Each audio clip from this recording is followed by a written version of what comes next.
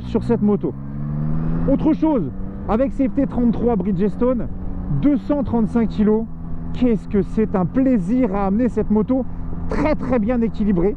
J'ai pas eu de problème de châssis dans les courbes, j'ai pas eu, je me sens ultra en confiance. Cette moto est vraiment faite pour voyager et je trouve que c'est un peu le couteau suisse pour partir à l'aventure. Elle est vraiment très bien.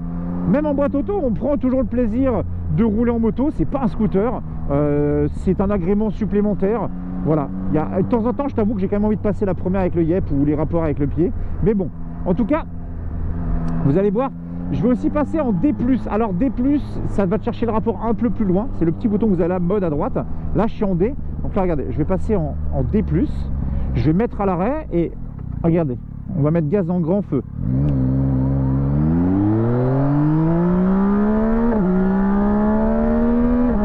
Elle va chercher un peu le rapport un petit peu plus loin.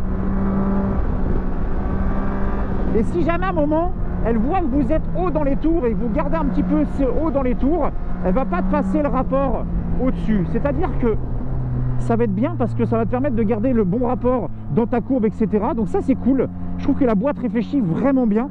Ça, c'est un très bon point là-dessus. Et c'est marrant parce que quand elle passe le rapport, en fait, tu as l'impression qu'il y a un coup de shifter, mais il n'y a pas de shifter. Tu as l'impression que la boîte, elle fait un cloc, tu entends vraiment, il y a un petit à-coup, donc c'est kiffant au volant, au guidon, c'est kiffant, vraiment. Mais voilà, tu aimes pas. Moi, je trouve que c'est quand même un très bon point, cette petite boîte.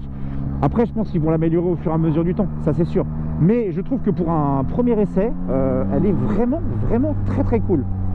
Bon, déjà, arrêtons-nous autour de cette Tracer. Déjà, ce qui me fait vraiment plaisir déjà, c'est ce profil. Vraiment, elle est très jolie de profil. Je la trouve badass, je la trouve vraiment bien faite. Au début, je dois vous avouer que cette face avant, au début, déplaisait un petit peu. J'étais pas trop fan. Mais plus je la regarde, et plus elle est insolente, sa mère. Il n'y a pas d'autre mot. Le regard ici, avec les feux de croisement, les feux sur le côté. Vraiment, il y a tellement de choses à dire sur cette moto, les amis. J'ai déjà fait plusieurs centaines de kilomètres, comme je vous ai dit au début, en roulant avec cette moto. Donc, ce que je vais vous dire là, c'est vraiment mon ressenti en ayant vraiment tout fait avec celle-là. J'ai vraiment tout fait. En fait, j'ai littéralement, je me suis amusé en road trip. Vraiment, je suis parti dans mes coins en Bretagne, mais je me suis vraiment amusé avec cette moto. Déjà, premièrement, moi, j'ai le coloris, vous voyez, avec un sorte de beau bleu, limite on dirait un petit bleu gendarmerie qui est très joli comme ça, avec le biton gris en bas, bleu au-dessus. Vous l'avez aussi en version un peu R1M,